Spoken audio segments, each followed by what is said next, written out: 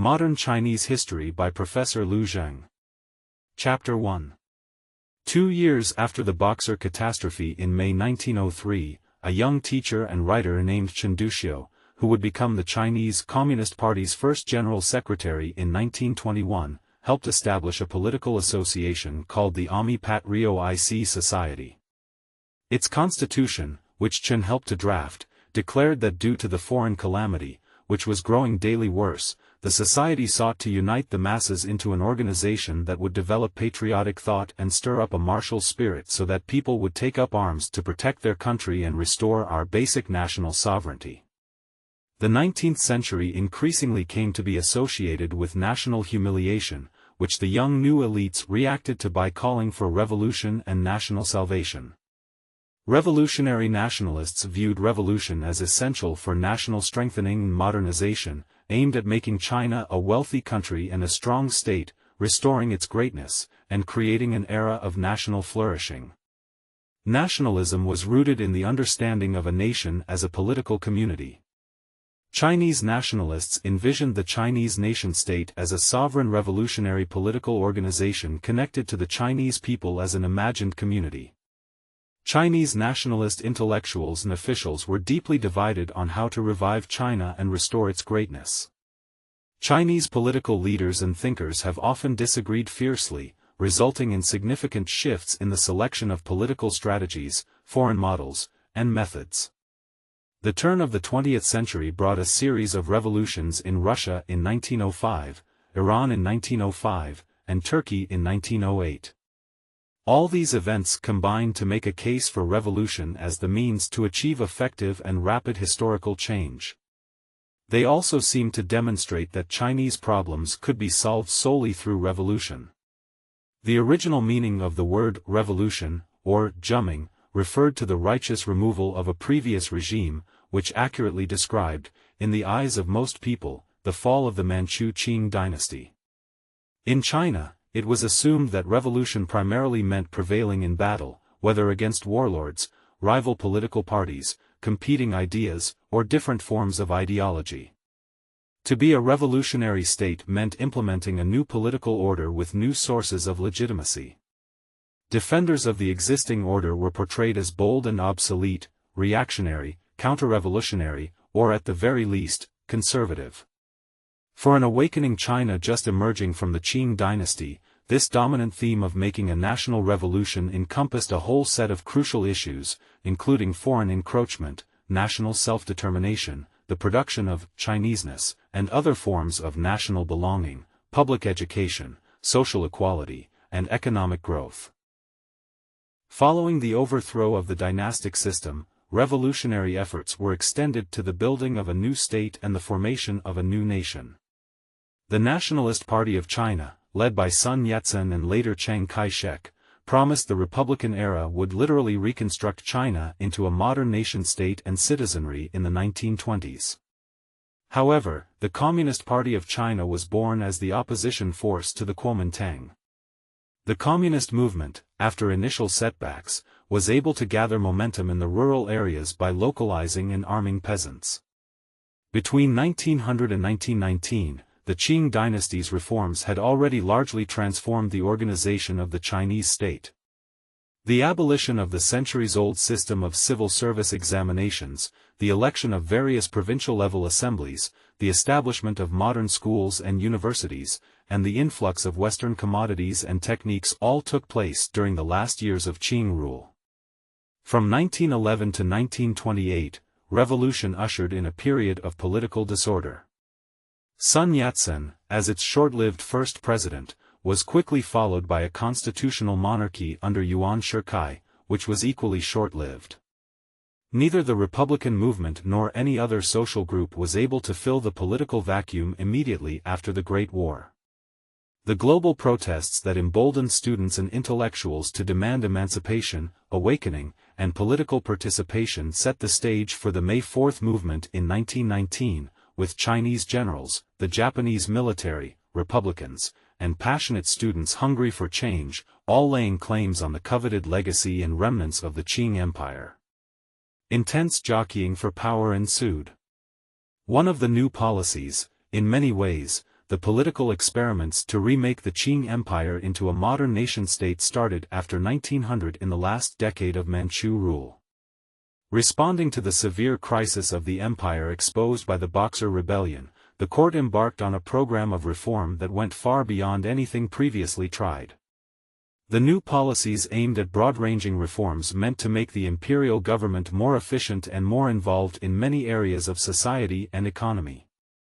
On January 29, 1901, a decree issued by the Empress Dowager Cixi, still in exile in Xi'an, started a new phase of ambitious reforms focused to an unprecedented degree on learning from the West.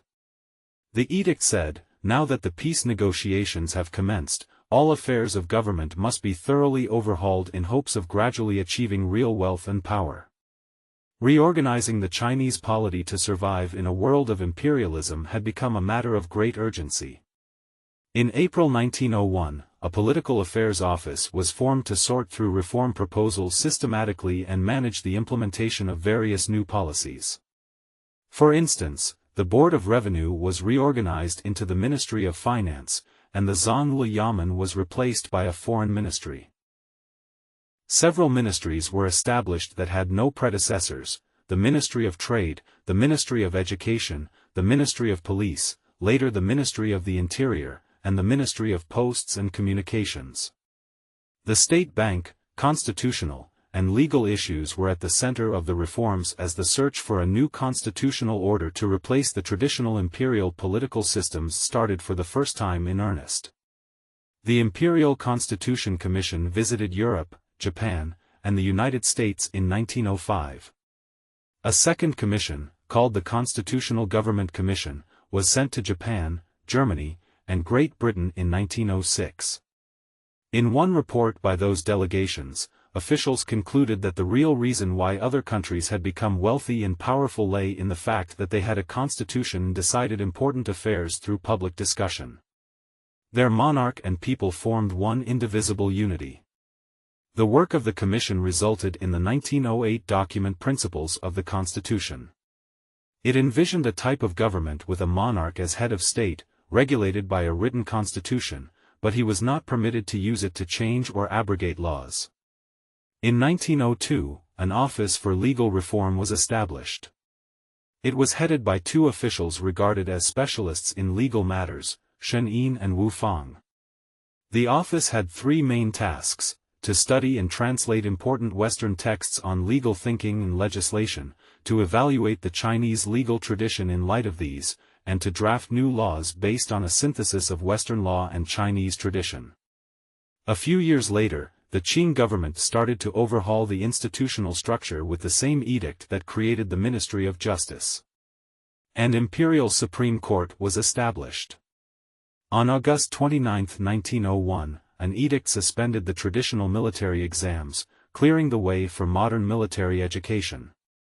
A decree issued in September of the same year, recognizing the value of trained officers and soldiers, directed all provinces to establish new armies based on Western models and to set up military schools. In 1903, a commission on military reorganization was set up. It developed a plan to create a national military force called the New Army, composed of 36 divisions of approximately 12,500 men each, totaling some 450,000 men. Individual provinces took responsibility for organizing, training, and financing one or more divisions of the new army. Two divisions from North China, known as the Beiyang Army and under the command of Yuan Shikai, provided the first units of this national army and constituted China's strongest military force for the next decade. The government also pursued far-reaching reforms in the area of education. The most dramatic move was the abolition of the civil service examination system, which had existed for more than a millennium. It was replaced by a new educational system based on Western models, which introduced a whole range of new subjects while retaining Chinese classics in the curriculum. Prefecture-level schools were converted into public high schools, provincial schools were transformed into universities, and primary schools were newly created. By 1909, the system was fully underway. 52,000 new schools had already been created, in which nearly 1.6 million students were enrolled. When the court did abolish the examinations in 1905, it destroyed what had been one of its most powerful means of socio-cultural control for centuries. As one of Imperial China's most sophisticated and functional institutions, the examination system had unquestionably contributed to popular acceptance of the entire imperial system by being one of the most essential pillars of the state. The court destroyed the many conventions that had tied Confucian virtues to dynastic power and elite status. The reformers identified numerous social problems that held China back and impeded development. Measures were taken to remedy these ills. Among the first decrees was one proclaimed on February 1, 1902, lifting the ban on Manchuhan intermarriage. In spring 1907, a regulation for women's education was decreed, which made it official that women could receive an education. Another area that attracted the attention of reformers was drug abuse. Opium smoking was now recognized as a habit that harmed not only the addict but society as a whole. In broad historical perspective, the new policies were a significant chapter in modern Chinese institutional history. The vision was of a state that could mobilize sufficient financial resources by collecting taxes centrally and making wise use of borrowing and other financial policies to render China strong and wealthy. The influx of new ideas contributed to a growing radicalization and rapid politicization of China's intellectuals, many of whom spent this decade in Japan studying. There, they heard lectures by exiled political figures, saw foreign newspaper reports, and read Japanese translations of Western social and political thought. New political concepts gained popularity, such as Minnan, Minhui, Qing, and not least Jing. Thus, while Kang Youwei's idea of a constitutional Confucian monarchy had appeared revolutionary in 1898, by the first decade of the 20th century, most progressive thinkers and activists considered Kang to be hopeless and backward.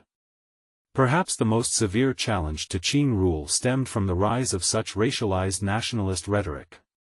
Collectively, the institutions put in place by the new policies altered the way in which China was imagined, at least by those members of the elite who participated in them. This newly emerging class believed deeply in modern nationalism and reform, promoted the creation of modern institutions, and questioned the basis of Manchu rule over China. The reforms thus initiated a process by which China was separated from the Qing Empire, leading to the Republican movement and the 1911 Revolution. Sun Yat-sen was born in 1866 in Suiheng, in the county of Xiangshan, today the city of Zhongshan in Guangdong province, not far from Macau. His family could not afford the classical education that would prepare him for civil service examinations. Instead, in 1878, Sun was sent to join his older brother in Honolulu, where he attended a missionary school. After that, he went to Hong Kong. He graduated in 1892 from the Hong Kong College of Medicine as one of its first Chinese students. The year 1894 marked Sun Yat-sen's entry into politics. Motivated by an incipient nationalism and spirit of revolution, he returned to Hawaii to set up, indisputably, the first organization dedicated to the anti-Qing revolution, the revived China Society. Because of his revolutionary activities, he was soon exiled not only from China but from Hong Kong as well. In 1905, with the financial support of Japanese sponsors, he founded the Revolutionary Alliance in Tokyo, which ultimately evolved into the Nationalist Party, Kuomintang. For the next few years, this organization took the lead in promoting a republican revolution for China. The movement was more ideological and rhetorical than practical. He was often faulted for insufficient familiarity with China's realities and social practices, but Sun was able to obtain support and raise money from overseas Chinese merchant communities. He connected especially with entrepreneurs hailing from Guangdong and Fujian, giving speeches to overseas Chinese communities and exile groups, and engaging in other fundraising activities. Sun honed his political skills, beginning with a 1905 speech in Tokyo at the founding of the Revolutionary Alliance. He worked on a compendium of ideas regarding China's political and social future. Eventually, his speeches were combined into the published work for which he is best known, Three Principles of the People. His three principles, nationalism, democracy, and livelihood, nevertheless outlined an appealing political program for a new future for China. The principle of democracy stressed that China must be a republic, since a monarchical system generates factionalism and bureaucratic infighting. While Sun aimed to empower China's citizens with political representation via a national assembly and with political participation through the rights to elections, initiative, referendum, and recall, he repeatedly highlighted China's need to restrict freedoms and its need for a strong government. Sun believed that China needed more social discipline and durable order, and less emphasis on individualism and the rights of the people. On the eve of the 1911 revolution, Qing rule faced challenges on many fronts. Social and institutional changes, while meant to strengthen Qing rule, in reality, frayed the fabric of the dynastic system. The merger of nationalist political action in China with patriotic activism among Chinese workers and students abroad created a new political dynamic that simultaneously challenged the Qing government. The Qing New Army, mainly under Han Chinese control and therefore under Han Chinese command, also became a fertile breeding ground for Han Chinese nationalism as the army's loyalty to the reigning dynasty weakened. Control became questionable, and gradually slipped away from the ruling house. Foreign encroachments into Chinese territory, in the form of money lending for the construction of railways and the development of mines, gave rise to rights recovery movements during the mid-1900s. The movement to recover Chinese railways, in particular, was a direct precursor to the 1911 revolution. When the ministry decided to take over construction projects from the provincial governments of Hunan and Sichuan and complete them using foreign loans, that move triggered strong anti-foreign and nationalistic reactions from local elites and railway company shareholders. Protests against railway nationalization later spread into wide-ranging popular struggles against imperial encroachments and against a Qing court seemingly incapable or unwilling to protect China. Meanwhile, members of the Revolutionary Alliance infiltrated Chinese urban society and started organizing revolutionary forces, participating in the protest movement through shareholders' meetings and the Railway Protection League. Their demands now widened and included self-governance and local autonomy. In September 1911, the situation quickly escalated into a major armed conflict between the government's army and the militias, as the city was besieged from four directions and under attack from thousands of local militias and bandits. The government called in reinforcements from Wuhan to quell the uprising with military violence. At this fragile moment, the situation was made more precarious by local tax revolts, riots, and other small protests elsewhere. It took only a small incident to push the Qing Empire over the edge. After a bomb went off accidentally on October 9, Qing authorities discovered a wider plot in Wuhan among the local military. The authorities also obtained lists of alleged members of a revolutionary organization. When local units learned of the imminent arrests of some of their members in the local military garrison, they decided to rebel. On October 10, 1911, the revolt spread to other cities and provinces. To avoid further arrests, revolutionaries still at large seized the main arsenal in Wuhan. After 2 days of intense negotiations, the commanding Colonel Li Yuanhong joined the revolutionaries. The Manchu governor-general of the area decided to flee. This set off a chain reaction. By the end of November, 14 provinces had established revolutionary governments and seceded from the Qing Empire. On January 1, 1912, the Republic of China was established, with the court putting up almost no resistance. The emperor abdicated in February of that year. Quite suddenly, China found itself entering a new century, promising radical change and the chance of renewal. It became Asia's first republic and, in so doing, became one of the first continental empires to reinvent itself by adopting the nation-state form. It is important to note that Sun Yat-sen did not play an active role in sparking the revolution. Only after its outbreak did he become recognized as its leader. Only after the fact did he fashion himself into the revolution's iconic leader. In the final analysis, the the Qing dynasty was upended because its own army commanders refused to defend it and because local Chinese elites withdrew their support for it.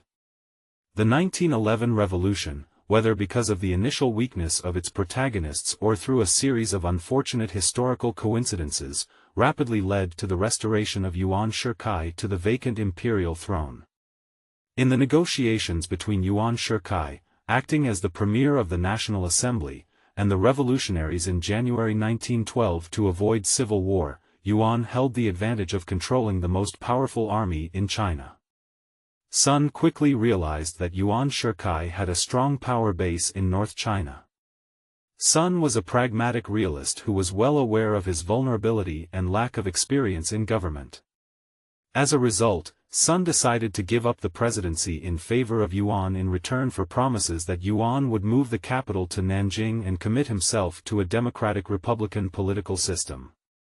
Sun's withdrawal from the presidency in 1912 also gave him a chance to organize the Kuomintang, KMT, or Nationalist Party, which was officially established on August 25, 1912, and would serve as the main vehicle for his political career until his death. Yuan Shikai ruled China for 4 years, from 1912 until his death in 1916, essentially as a military dictator. His main support came from leading army officers. Yuan Shikai, in a rather traditional manner, favored a centralized state with a strong and powerful ruler, based on the assumption that only such a hierarchical and centralized system could hold the country together. The conflict fully erupted after the elections for the National Assembly in late 1912. Song Jiaran, the main organizer of the KMT's electoral victory and most likely candidate for premier, was assassinated in March 1913. Sun Yat-sen accused Yuan Shikai of assassinating Song Jiaran and launched an uprising against Yuan Shikai's government. However, more than 100 years have passed since this incident, and in fact, the mastermind of the murder has yet to be determined. Yuan Shikai quickly suppressed this revolt, later known as the Second Revolution. After he had eliminated the opposition and bribed or threatened members of parliament, Yuan Shikai was elected to the presidency. He then had the KMT banned, and Sun Yat-sen took refuge in Japan. Yuan went on to arrest Sun's supporters and closed down China's first parliament on January 10, 1914. The presidency had become a military dictatorship. In 1915, Yuan Shikai made the fateful decision to revive the monarchy with some new features and to place himself on the throne as emperor. He believed that China's political turmoil might be resolved by a constitutional monarchy. The nation was renamed from the Republic of China to the Empire of China, indicating a modern national Chinese monarchy as opposed to the Manchu dynasty. Opposition came from the leaders of the nationalist and progressive parties, the local elites, and Japan. By the start of 1916, it was clear that the provinces under new military rulers had also turned against Yuan Shikai. Another source of opposition came from Yuan's direct subordinates, General Duan Qirui and General Feng Guozhang. After only 83 days, on March 22, 1916, Yuan announced the abolition of the new empire. The revolt, however, continued to spread, with more military leaders declaring the independence of their provinces. Meanwhile, Yuan Shikai became gravely ill and died on June 6 of the same year.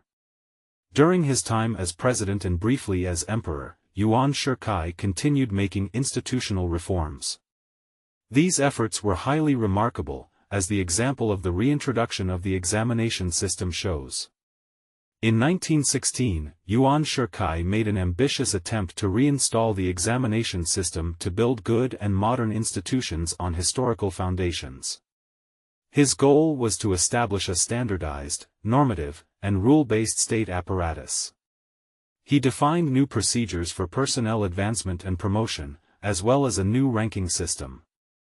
Regulations for nationwide civil service entrance examinations were also developed. After the exams, a 2-year probationary period was meant to follow, after which a candidate could be assigned to a ministry based on recommendations. The new examination system was intended to become the primary channel to gain access to civil service positions. The examinations were held only once, and even though recruits were later at the core of the Beiyang government's administration, this system was short-lived. However, it did point the way for institutional innovation. The approach of combining traditional rules with new content served as a blueprint for other institutional innovations. After Yuan's failed emperorship, Duan Qirui and other Beiyang generals assumed control of the government. They appointed Li Yuanhong as president. Li was able to make gestures toward reviving the republic but soon disappeared from the political stage. Real power came to reside in Duan Qirui, who held the position of premier beginning in June 1916. When the National Assembly reconvened on August 1, its delegates confirmed Duan Qirui as premier and elected Fang Guizhang, the leader of another emerging faction of the Beiyang army, as vice president. The entire central government quickly became mired in factional power struggles. China was a republic in name, but the reality was arbitrary political rule based on military power and behind-the-door brokering.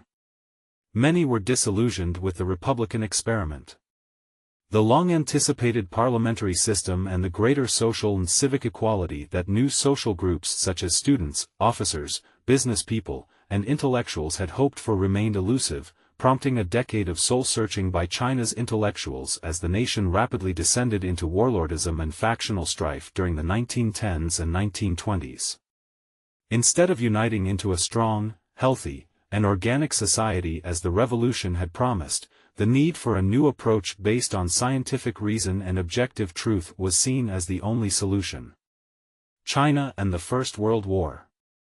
The heavy internal crisis in the newly founded Chinese Republic erupted at a time when profound changes were underway in the international order, an unsettling international breaking point in global history. The First World War marked an important turning point as it ushered in the slow but unstoppable disintegration of global empires and the parallel rise of anti-colonial independence movements worldwide. Both developments were to have an enormous impact on China's search for a new beginning. China's internal development and changes in global society became interlocked during the First World War. A disintegrating China became ever more tied up in global development. China, as a semi-colonized country, where hostile imperial powers including Germany, Britain, Japan, and others had carved out spheres of interest, was in a precarious position. The perils that the Great War represented for China had mostly to do with Japan. The war theater in China, where the military confrontation between Japan and Germany eventually unfolded, was the German colony of Kyoto in Shandong province. Japan dispatched a note to Berlin on August 15, 1914, demanding that Germany withdraw its fleet from East Asia and transfer the administration of the German colony Kyoto to Japan. With this move, Japan pursued a number of objectives. Japan was eager to enter the war and be a full member of the Triple Entente, consisting of France, Russia, and Britain, that fought against Germany, Italy, and Austria-Hungary. When Germany refused to hand over the colony, Japan responded with a declaration of war on August 23, 1914. With this, World War I had reached Asia. At the same time, the Imperial Japanese Navy attacked other German possessions in the Pacific. The German Reich immediately issued a call to arms for all adult male Germans in China. 5 days after the Japanese declaration of war, over 30,000 Japanese troops arrived in the outlying coastal waters, before forcing down the German defenses. The Japanese troops first began a siege of the city and blocked all ship traffic on September 2, 1914. Troops landed on the coast and started to cut off land links. The fighting started 2 weeks later. Japan responded with heavy artillery fire on the fortifications in and around Qingdao. On October 31, 1914, the German troops fought back until Japan launched a final attack on the city. Outgunned, exhausted, and with no hope of reinforcements, the remaining German troops surrendered on November 7, 1914. China protested several times against the unjustified Japanese occupation of the territory of a neutral state. It was in this context that Japan, in January 1915, presented its infamous 21 demands for securing its gains in China. When Yuan Shikai, still president, refused to sign, Japan threatened military intervention. In the end, Yuan Shikai signed a series of Sino-Japanese agreements on May 25, 1915. Yuan's acceptance of all the demands was a watershed event. It greatly increased anti-Japanese sentiment in China. Japan now became the main threat to China's independence. China's hope of receiving support and gaining a greater say in international politics was behind its decision in the middle of 1916 to send workers to Europe. Its intention was to strengthen the Allied countries' workforces and to establish political links with them, even though China was still, in theory, a neutral country. The British and French governments, to make up for labor shortages in France, employed over 140,000 Chinese contract workers between 1916 and 1918. These Chinese workers were employed in a wide variety of war-related jobs, both behind the lines in transportation, armament and munition production, machinery maintenance, and aerodrome construction, and at the front making road repairs, digging trenches, and burying war dead. When they returned to China after the war, they became an important driving force for social and political change. In the French factories in particular, they had also become committed labor activists and acquired the skills and techniques of political mobilization.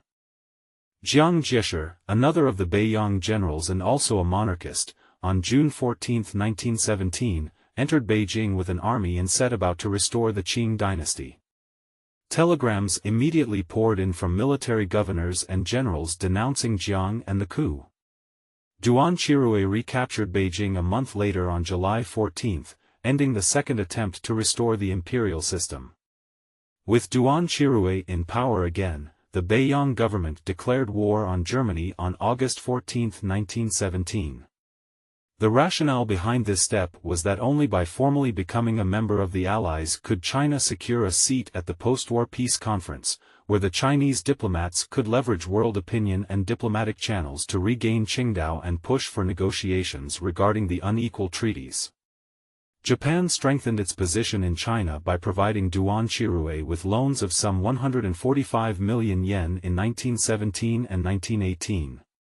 In return, the Beiyang government secretly acceded to the stationing of Japanese troops in Manchuria and Mongolia and to Japan's presence in Shandong. The founding of the Communist International, Comintern, in Moscow in March 1919, which proclaimed as its concrete goal the global liberation of workers and peasants, including those in the colonies, and aimed for world revolution, also played a role in this context. All of these factors indicated that the imperialist world order was facing major challenges and upheavals at the end of the First World War, suggesting that colonized peoples could no longer be denied an equal position on the international stage. The view that China was closely connected to other regions of the world struggling for independence was widespread and extended into the rural interior. 27-year-old Ma Zong was in Changsha when the 1919 protests shook the world. In his Shannon newspaper, he published several reports about the events in India, Egypt, Turkey, Afghanistan, Poland, and Hungary. 2 years later, when Ma established the self-study University of Hunan in Changsha, he considered knowledge about the anti-imperialist struggle in the world to be essential for the development of political consciousness. For example, he proposed that his school send correspondents to New York, Moscow, Tokyo, Cairo, and Kolkata to provide the students with regular reports on world events. In the early 20th century, staying abroad or studying abroad became an integral, almost indispensable part of any academic education. For example, a large group of Chinese students attended Columbia University Teachers College, several of whom went on to become important spokesmen for the May 4th movement.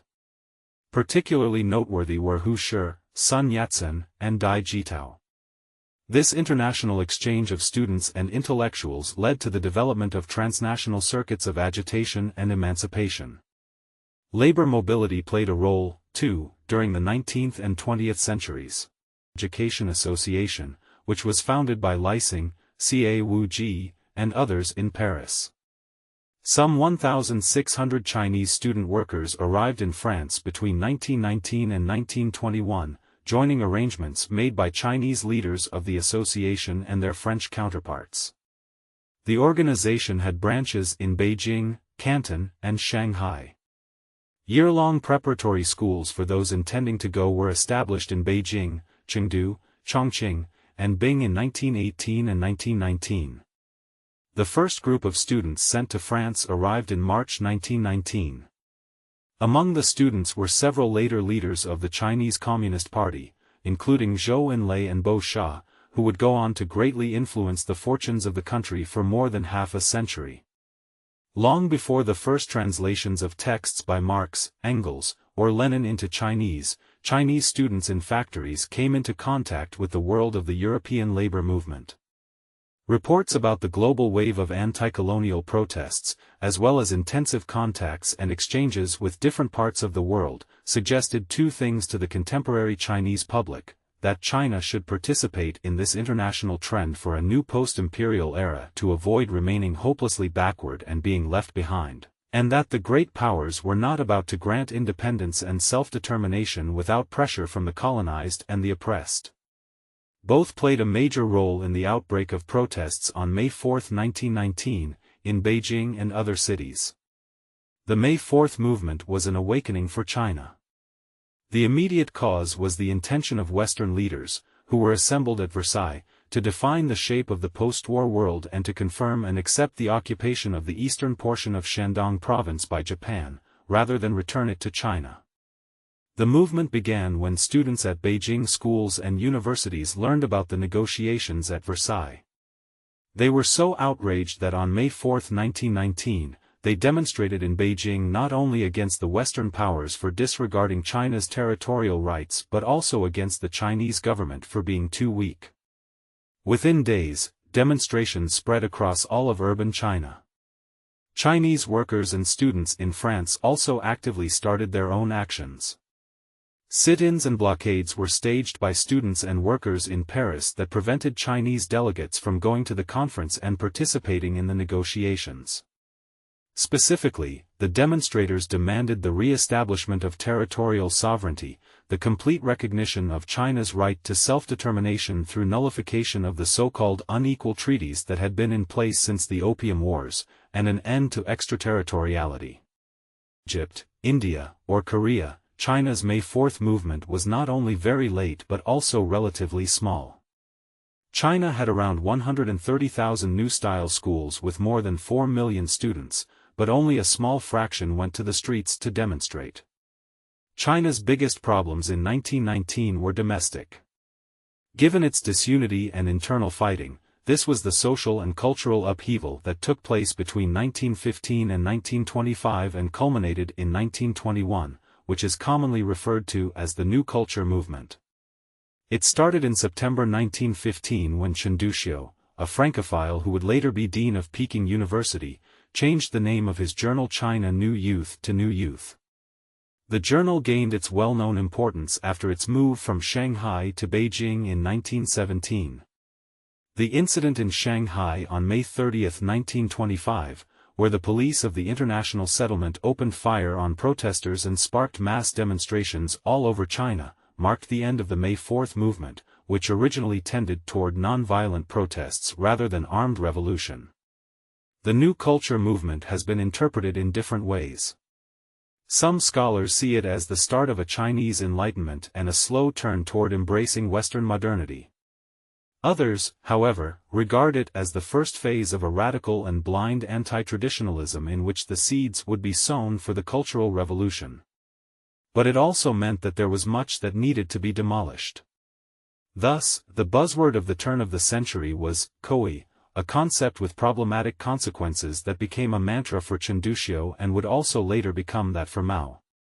The object of destruction was to be everything traditionally Chinese. In this context, Hu Shi formed the 1921 catchphrase, "Down with Confucianism." The first issue of the journal New Youth included the appeal to the youth. Chen Duxiu contended in this text that what China needed was a spiritual awakening. Chen advocated that the people, especially the youth, had to be spiritually awakened. Many Chinese writers asserted in books, as well as in other media such as newspapers and journals, that China lacked a real society. They critiqued the Chinese by portraying them as unenlightened, parochial, and foolish people who were neither nationalistic nor capable of participating in politics. Such anxiety about the absence of functioning social institutions reflected earlier contentions of Liang Qichao's call for new citizens or Sun Yat-sen's characterization of China as a sheet of loose sand made up of 400 million individuals. Nation-building for both Liang and Sun was to fix the incomplete and fragmentary social institutions so that Chinese society could turn into a cohesive national social body.